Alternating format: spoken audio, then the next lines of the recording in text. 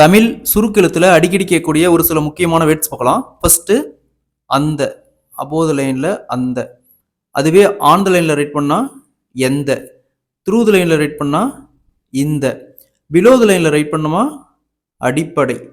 இதுலயே அடிப்படை தேவைன்னு வரும், அடிப்படை லட்சியம் அந்த மாதிரி வரும். ஓகேங்களா? ஸோ இந்த மாதிரி அடிப்படை பேஸ் பண்ணி நிறைய வேர்ட்ஸ் வரும், நம்ம போக போக பார்க்கலாம்.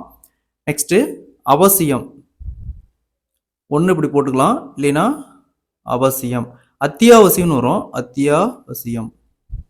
நெக்ஸ்ட் லட்சியம், லட்சியம். நெக்ஸ்ட் இயக்கம், நெக்ஸ்ட் இயக்கம்.